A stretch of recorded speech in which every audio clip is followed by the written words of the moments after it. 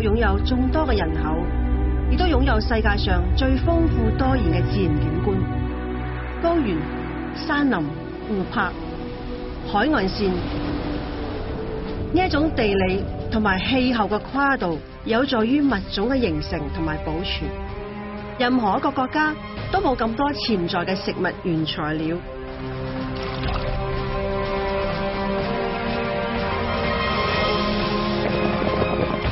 好多人採集、撿拾、挖掘、捕撈，佢哋為嘅係得到呢一份自然嘅饋贈。穿越四季，我哋即將睇到美味背後人同埋自然嘅故事。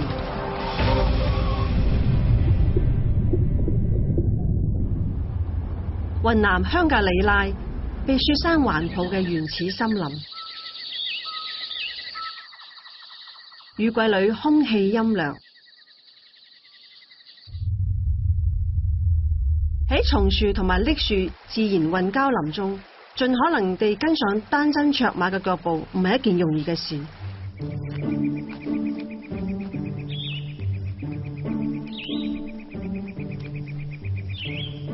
卓瑪同媽媽正在尋找一種精靈般嘅食物。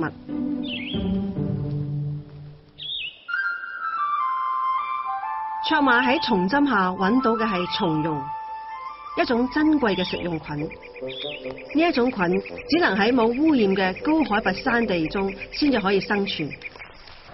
一般走1公里的路才能找到一朵松茸。呢一隻松茸嘅傘蓋已經打開，品質唔好。以前的產量是很多，但是價格很低。今年的產量是很少，但是價格很高。松茸屬於野生菌中嘅貴族。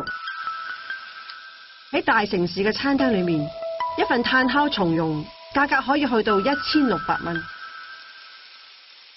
松茸嘅香味濃烈襲人，稍經燒烤就會被熱力逼出一種礦物質嘅艷香，令到遠離自然嘅人將此物視為珍寶。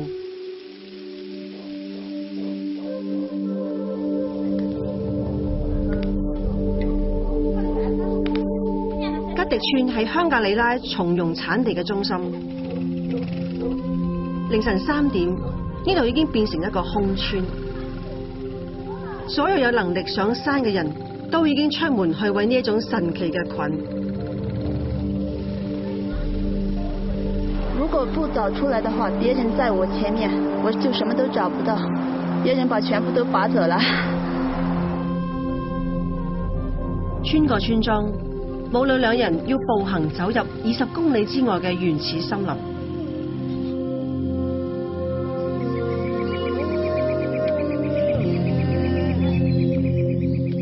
即使對於熟悉森林嘅村民，撿拾松茸都係一種憑運氣嘅勞動。品質高嘅松茸都隱藏喺土層之下。媽媽去揾喺2日前親手掩藏過嘅菌坑，沙壤土層中果然又生出咗新嘅松茸。可惜今年雨水唔夠，松茸太細啦。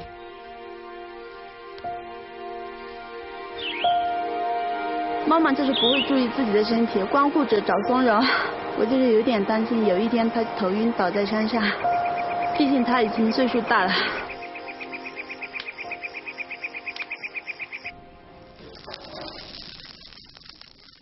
酥油煎松茸喺松茸產地係好常見，用黑桃土鍋溶化酥油，放上切好生嘅松茸片，油溫使到松茸表面嘅水分迅速消失，香氣不現。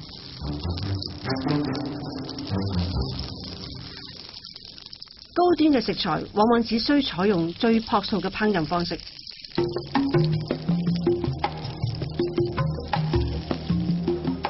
以前藏族人都唔中意食松茸，嫌佢嘅味道怪怪地。原來個松茸亦都幾毫子一斤，但係呢幾年松茸身價飛升，一個夏天成萬蚊嘅收入，使得牧民喺雨季裏邊變得非常辛苦。松茸收購恪守嚴格嘅等級制度，48個唔同嘅級別，從第一手嘅產地就要嚴格區分。這個菌子是一級菌，相當好的，相當大的。松茸保鮮嘅期限係3日。商人以最快嘅速度對松茸進行精緻嘅加工。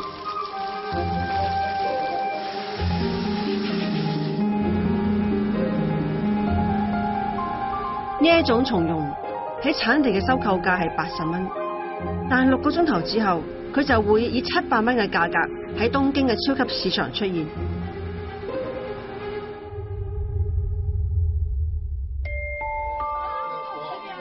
卓瑪逼喺人群當中，上晝揾到嘅松茸品質一般，佢心裏邊好着急。我看到別人比我採得多的時候，我的心裏還是挺慌的，心急。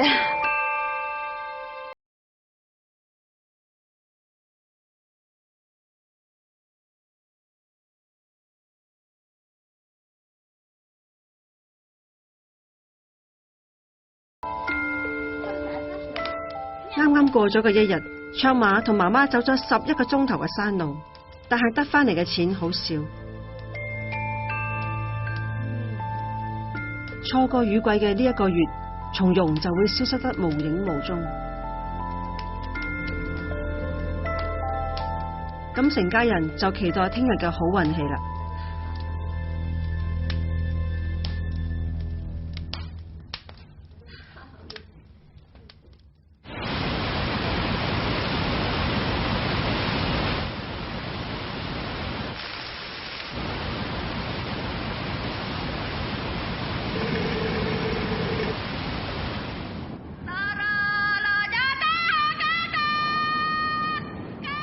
雲南只有2個季節，就係旱季同埋雨季。由每年嘅11月開始，乾燥而溫暖嘅風浩浩蕩蕩咁吹上半年，等到5月底，雨水先至抵達迪慶州嘅香格里拉。大雨讓原始森林裏邊嘅各種野生菌都好快咁生長出嚟，但係雜菌唔能夠引起卓瑪同媽媽嘅興趣。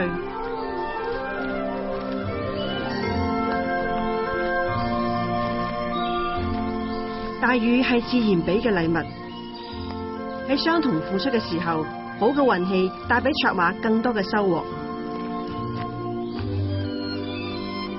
松茸出土後，卓瑪即刻用地上嘅松針將菌坑掩蓋好，只有咁樣，菌絲先至唔會被破壞。為咗延續自然嘅饋贈，村民就遵守着山林嘅規矩。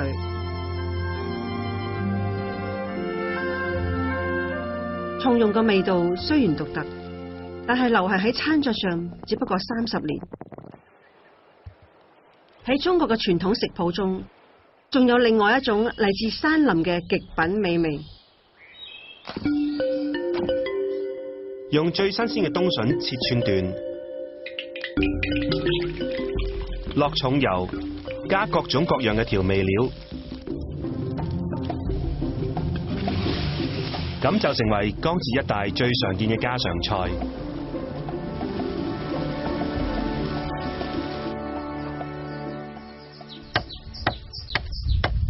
喺中國，有好多人依靠竹林生活，佢哋亦都係了解竹筍嘅高手。毛竹最好就是要乾淨，不要等那個桑木呢、生木呢都種起來了，就影響了這個毛竹的生長，你是也挖不到的。老包係浙江人，佢嘅毛竹林裏邊生出個穗槍最大嘅一個冬筍。冬筍埋藏喺土層嘅下面，喺竹林表面上面睇乜嘢都睇唔到。老包只需要睇一下竹梢嘅顏色，就可以知道筍嘅準確位置。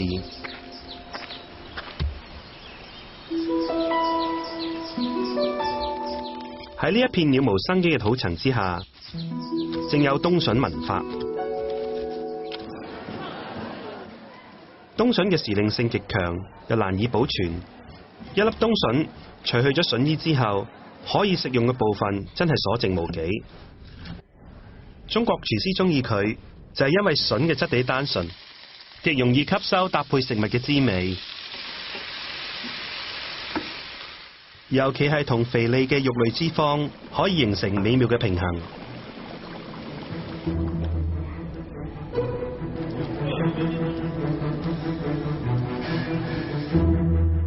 浙江嘅老包揾筍，會先揾到4年生嘅竹樹，順着竹邊去掘。揾到筍之後，會輕刨輕取，又唔傷筋。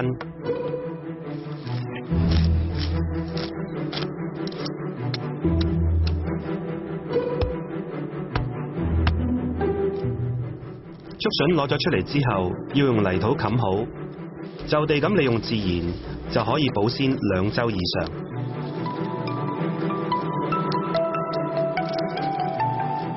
由中國東部嘅浙江一路向西南1500公里，就可以走入柳州剩下嘅竹林。阿亮係廣西人，佢嘅竹林裏邊生長嘅係大頭甜筍。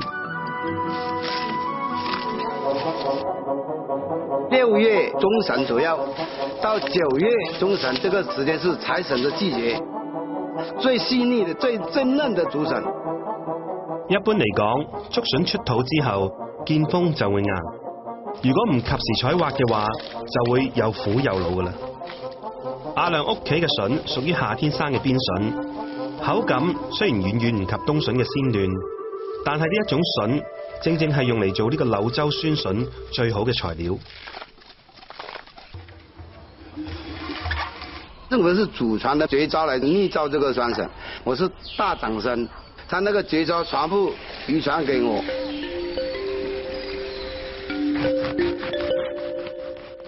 黃豆酸筍小黃魚係地道廣西嘅風味菜，將長唔大嘅小黃魚事先咁炸透，同黃豆酸筍一齊去炒，就係一道非常開胃嘅餸飯小菜。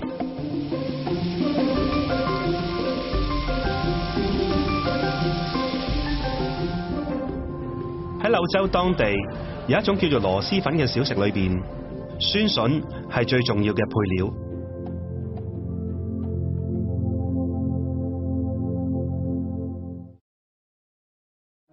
阿亮屋企嘅大頭甜筍斬咗落嚟已經就快2個鐘頭㗎啦。呢個時間筍已經達到呼吸作用嘅高峰。4個鐘頭之後，呢2籮大頭甜筍就會軟化腐爛。阿亮嘅屋企人做嘢嘅速度都要加快啦。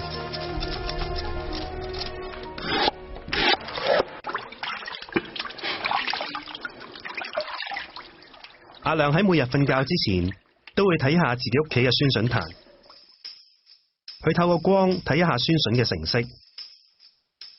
阿仔講俾佢知，聽日就會有人嚟買酸筍，但係呢一批筍至少仲要3日先至可以出缸。佢打算唔接呢一單生意啦。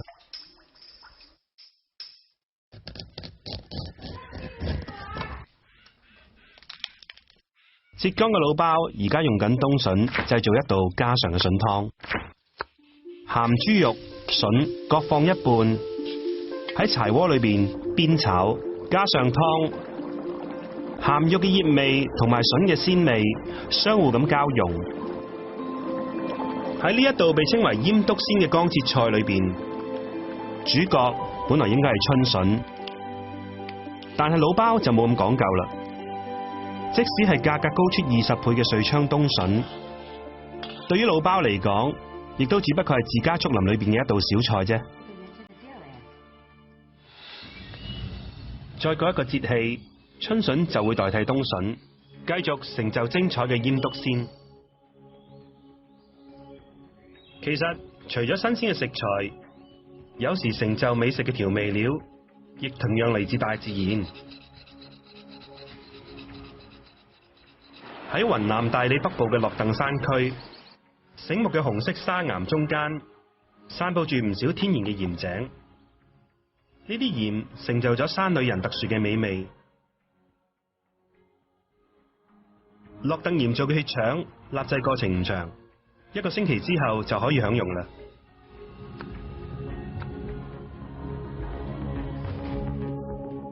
雲南人老王同佢個仔樹江正喺小溪搭建一個土灶。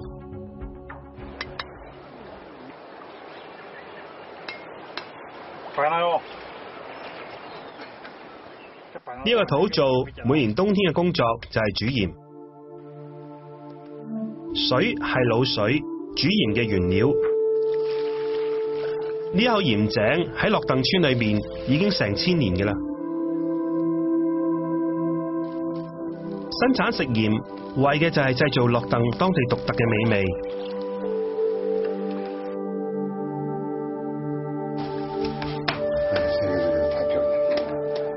經驗令到老王馬上認出一條成熟嘅樂鄧火腿。火腿喺3年前上好咗鹽，已經喺呢度徹底風乾咗。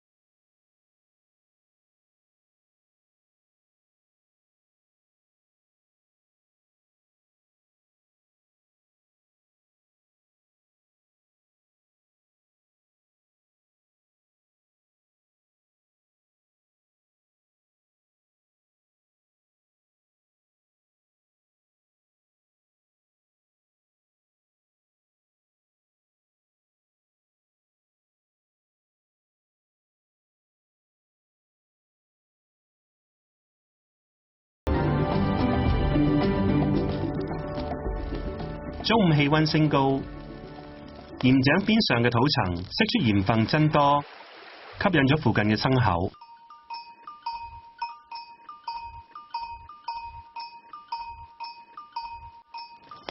樹江嘅鹽已經煮咗4個鐘頭，結晶漸漸咁形成。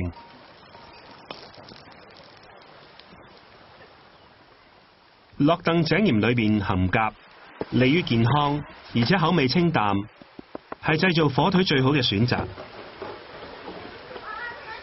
各種冇嘅鹽重量被固定咗，咁精準嘅計量方式講明，鹽曾經係樂鄧最重要嘅商品。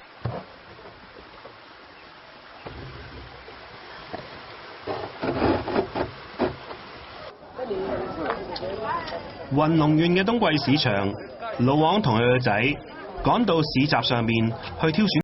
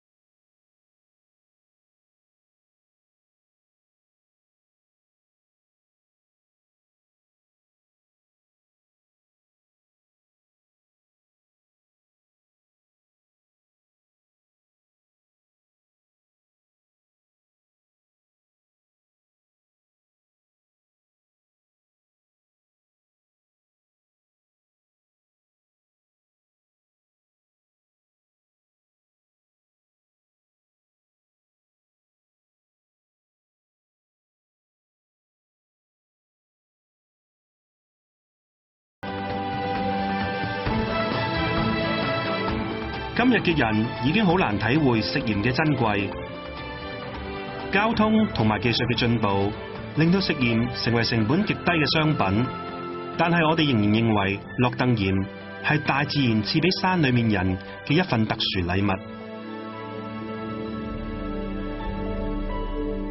海拔1800米嘅河谷漸漸咁溫潤起嚟，由呢家開始，上千條嘅落鄧火腿開始長微，呢一種微菌即將會伴隨住火腿深度咁發酵，藏匿喺深山裏面嘅美味正在慢慢咁樣生成。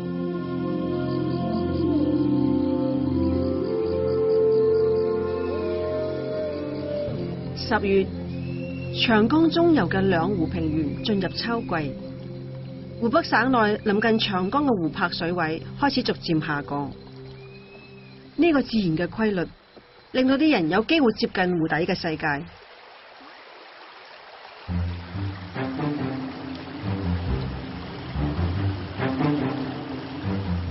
聖武同茂榮係兩兄弟，每年湖水下降嘅時候，佢哋都會嚟到湖北嘅嘉魚，開始迎接一項艱苦嘅工作。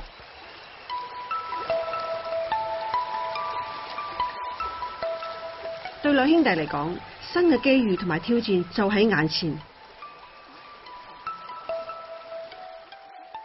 聖武同茂榮要嚟採挖一種自然嘅美味，呢一種植物生長喺湖水下面最深嘅淤泥中。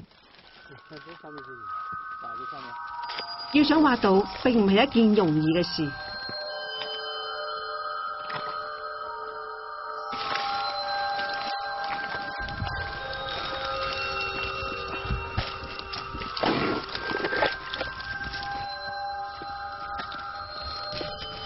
最后一只，这长到边上来了。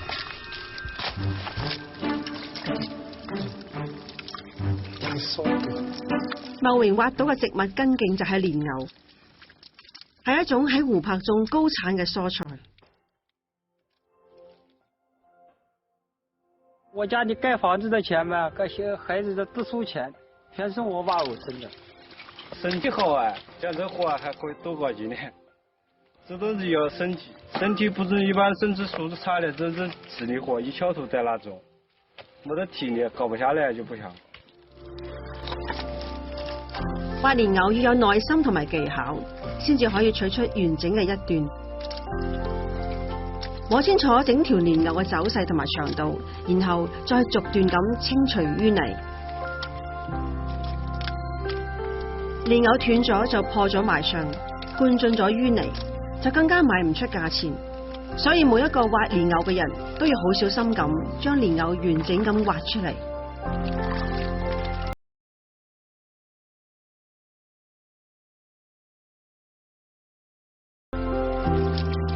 蓮藕係一種含有豐富澱粉質嘅蔬菜，湖北出產蓮藕，但湖北人更加中意食蓮藕。製作蓮藕夾，首先去皮，然後切成薄片。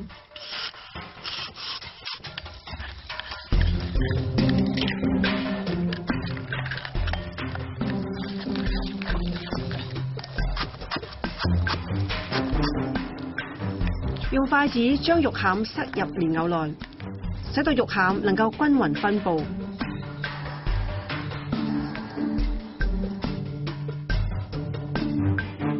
然後將蓮藕夾沾上粉漿，用溫油炸到金黃色。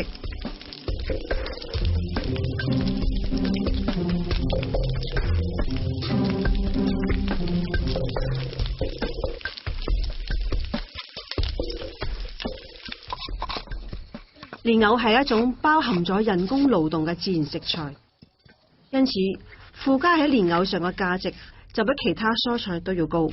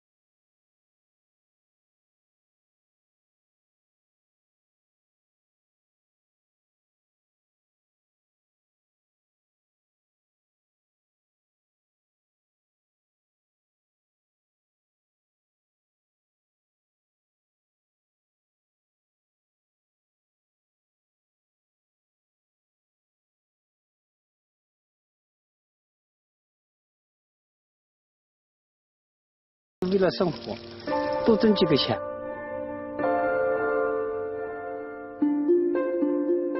挖蓮藕嘅人中意天氣寒冷，呢啲唔係因為天氣寒冷容易挖，而係因為天氣冷，買蓮藕煲湯嘅人就會多啲，咁蓮藕嘅價錢就會上升。喺湖北，蓮藕最常見嘅做法就係煲湯。呢一個係武漢及鄂中一帶嘅家常菜，蓮藕燉排骨。喺湖北，幾乎所有人家喺每個月都要燉1、2次蓮藕排骨湯，揀一啲厚肉嘅豬胸骨，切一塊塊放入沙煲裏邊，煮滾咗之後改慢火煲1個鐘頭，再將新鮮嘅蓮藕刮皮洗乾淨，切一塊塊擺落湯裏邊，先用猛火煮滾佢，然後改用慢火煲半個鐘頭就得㗎啦。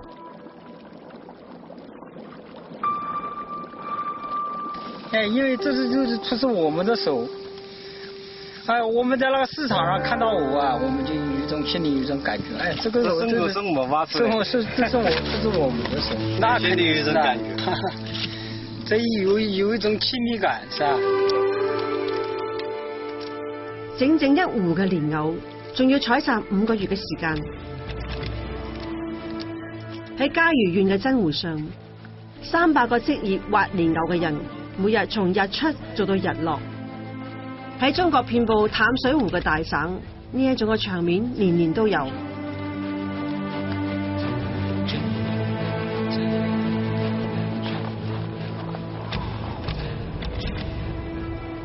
幾個月之後，數千公里之外嘅吉林查幹湖，另一批職業嘅捕撈者，終於等到工作季節嘅開始。乾燥嘅空氣、極度嘅低溫，令到前鄂爾多斯大草原上嘅淡水湖早就冰封咗。但係一場精彩嘅收穫正醖釀喺冰湖之下。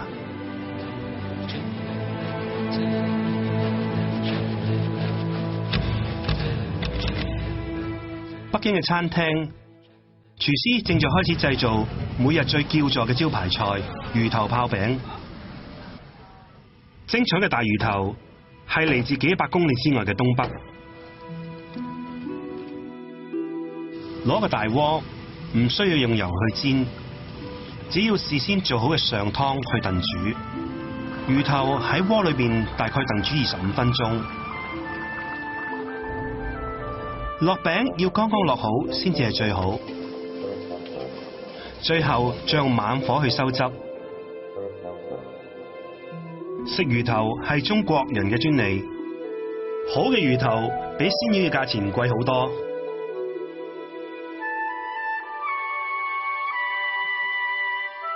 凌晨4點，查江湖嘅漁民趁住夜色出發，綿密、厚皮靴、狗皮帽，連夜趕路，向選定落網嘅地點出發。要知道而家嘅腳下已經唔係陸地，而係冰面。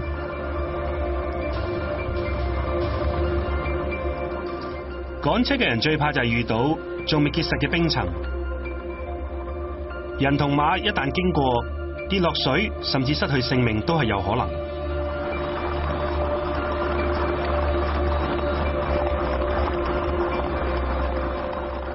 點樣行法，邊個都唔敢講。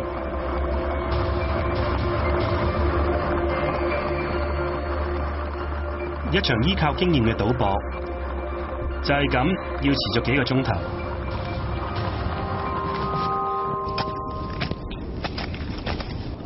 今日陽光明媚，冰層下嘅含氧量會特別高，魚群嘅密度會好大。長達2000米嘅漁網，好快咁就會沉入水底裏邊。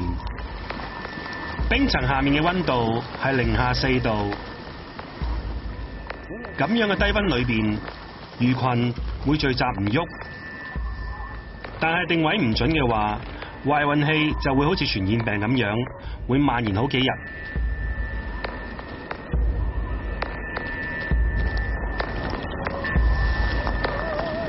漁工們各自喺度做嘢，冇人講說話，焦慮同埋緊張彌漫喺冰層上面。厚重嘅衫令到簡單嘅動作變得異常遲緩。魚把頭好在意今日自己嘅判斷係唔係準確，因為呢個關係到佢喺大家面前嘅威信同埋面子。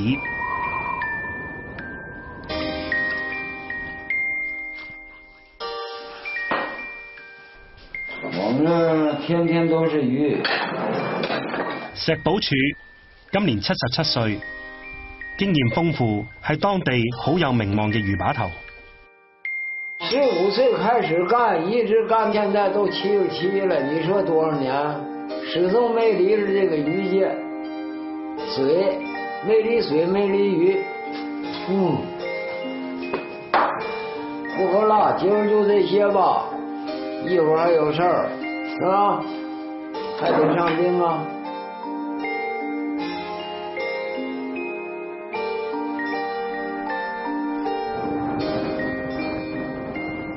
東部者正係將絞盤固定喺冰層上面，再將一條大繩纏喺絞盤上面，透過牲口嘅拉力，拉動冰底下面長達2公里嘅捕魚大網。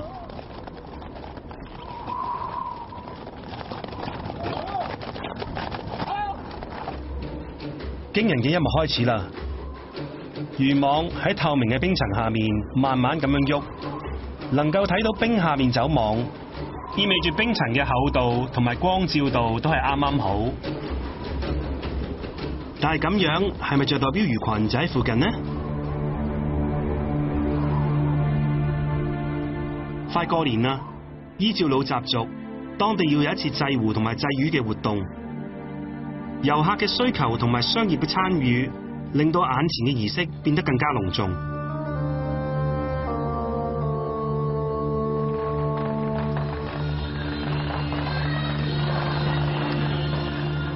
石把頭作為主要嘅演員，亦都要上台表演。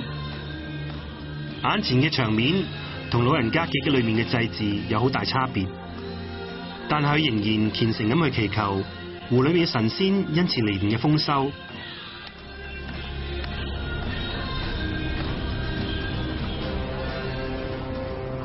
網已經喺冰下面走咗8個鐘頭，終於到咗收網嘅時候。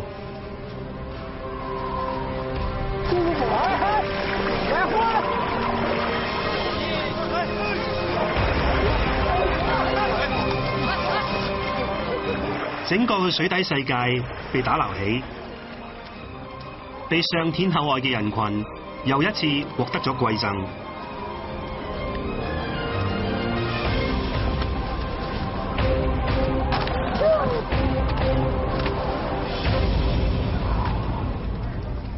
令人感慨嘅一幕發生咗，大魚肥美嘅身軀刺激住每一個人嘅神經，但係冇人注意到一個細節。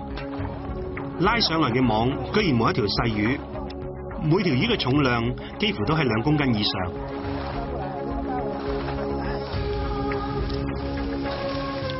只有老把頭先知道，呢一個係查乾湖漁民心口相傳嘅嚴格規定。東部嘅漁網係6寸嘅網眼，咁樣稀疏嘅網眼只能夠網到5年以上嘅大魚，咁樣未成年嘅細魚就被人為咁漏走咗啦。鄂爾多斯蒙古族有一句俗語叫做獵殺不絕，講嘅就係呢個道理。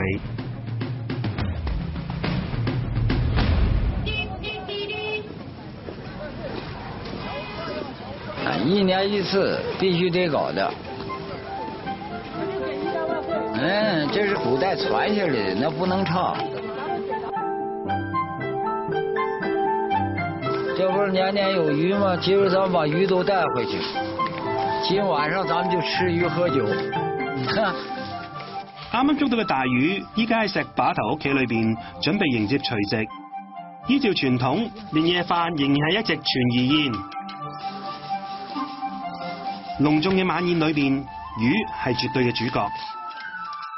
女婿做得一手好菜，係家裏邊嘅大廚。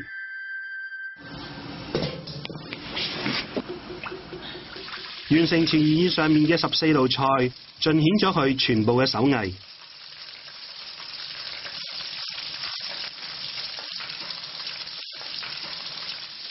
重頭戲係跨燉雜魚，一定要用東北嘅大醬去調味。首先要用慢火去燜住呢個胖頭魚，再依次序加入幾種雜魚，混搭嘅感覺就好似東北人率性同埋直接嘅性格。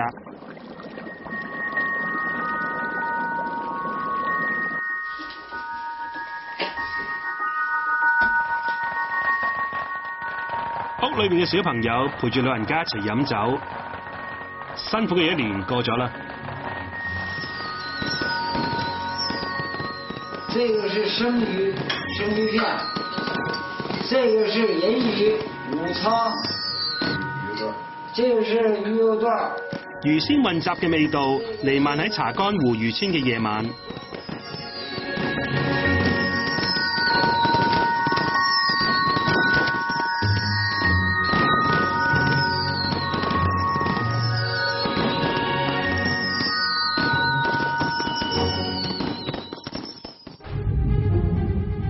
湖水嘅饋贈固然養育咗依水而居嘅人，然而海洋更係好多中國人賴以生存嘅水世界。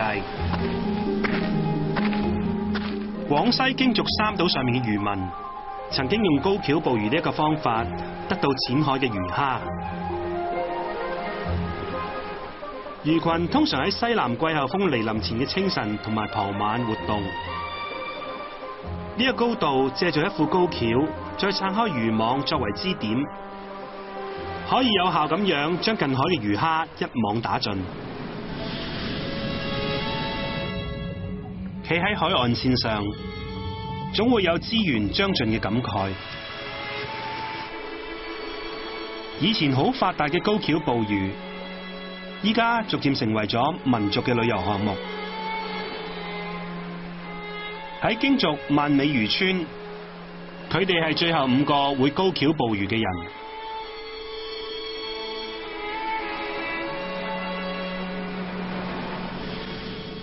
對於海邊嘅人嚟講，更深嘅誘惑仍然喺深海之中。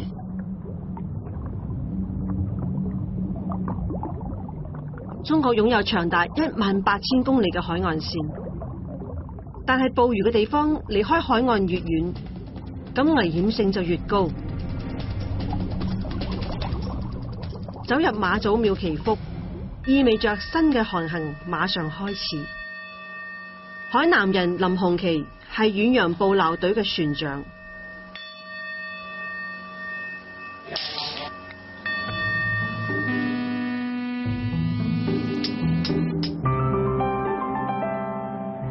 喺冬天，林船長嘅漁船已經準備好柴油、食物同埋淡水，即將從三亞嘅海港啟航。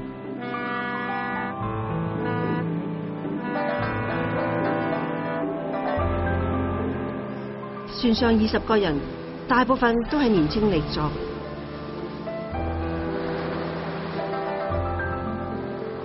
不斷減少嘅魚群，讓船長林鴻奇承擔着一無所獲嘅風險。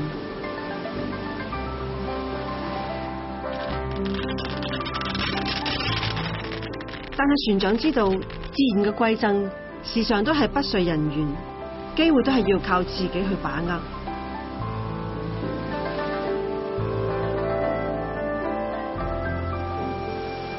傍晚，船長捉到一條鯪魚，簡單切件之後，可以睇到鯪魚翠綠色嘅骨頭。只要用清水一煮，味道就好鮮美，配上即食麵，就變成一餐好好味嘅晚餐。但係船長嘅晚餐食得並唔平靜。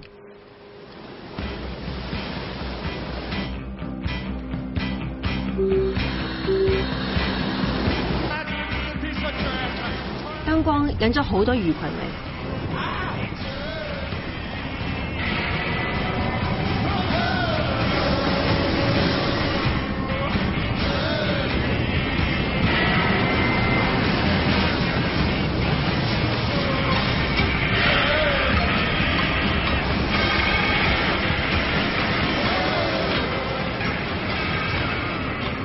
足足打撈咗2個鐘頭，但係拉起嚟嘅漁網一無所獲，只有一啲水霧。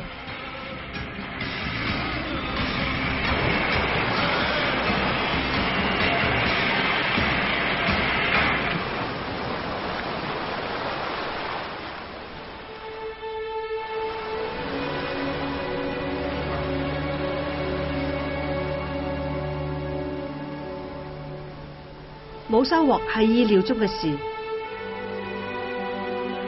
但係壓力都喺船長身上。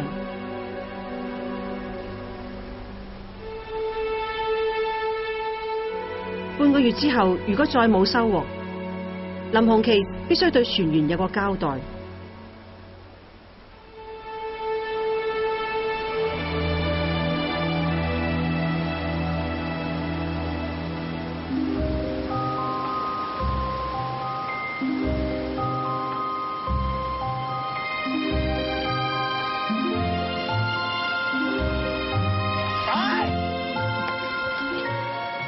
出海嘅時候，船員會帶上一啲馬鮫魚作為食物。馬鮫魚用鹽醃好，可以擺好耐。醃製剩下嘅魚頭同埋魚尾，加上酸菜，可以做成美味嘅酸菜魚湯。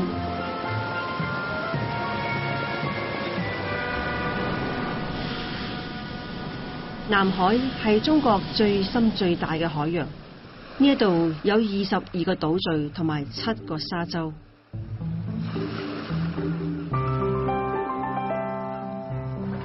島上嘅紅螺直接用海水煮熟，味道鮮美無比。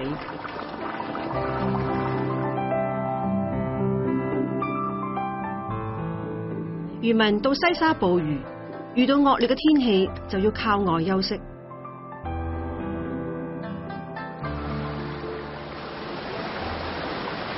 遠洋捕魚嘅成本好高，今年嘅捕魚季節，林鴻其已經出過2次海，損失咗好幾萬蚊。今次嘅航程已經過咗幾日，但係仲係一無所獲，佢嘅壓力越嚟越大。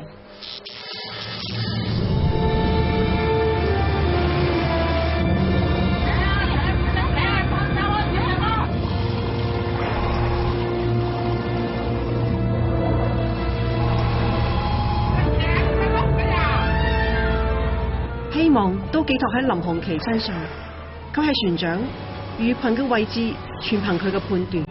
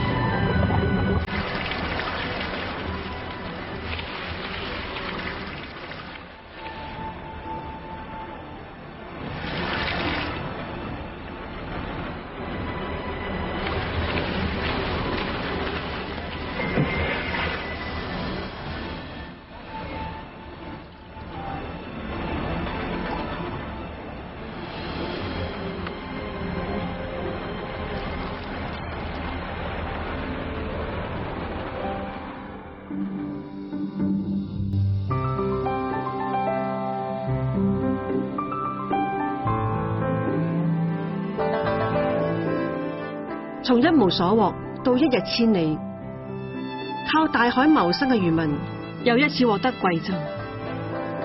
但係1年中能出海嘅機會只有半年，大家必須掌握時間。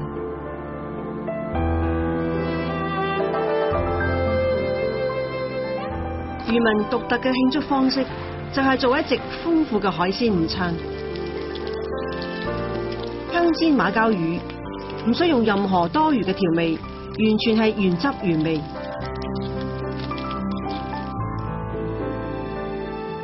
池子魚要同蒜頭一齊紅燒，炮彈魚肉質細膩，最適合做湯，加上酸筍一齊煮。船上面做嘅餸菜，保留咗海鮮最原始嘅鮮味。林鴻其載咗1船漁獲返到你陸上，但佢知道呢個只係短暫嘅停留。漁民未來將點樣適應海洋環境，就只能靜觀其變。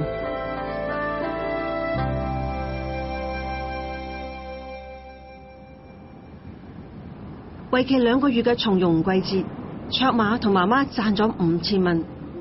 呢一個收入係對佢哋辛苦付出嘅回報。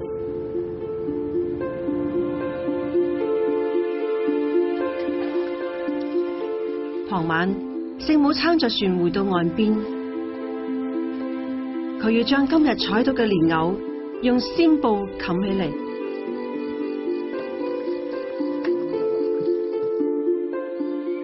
新年嘅第一日，石把頭獨自上冰。春天50萬斤魚苗將重新投放到湖裏邊，老人家仍然期待冰湖裏嘅饋贈。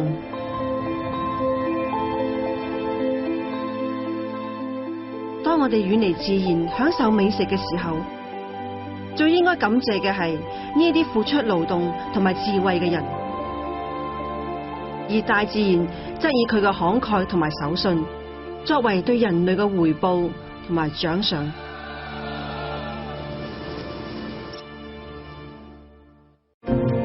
自然地理嘅多樣變化，令到生活喺唔同地域嘅中國人享受到自然不同嘅豐富主食。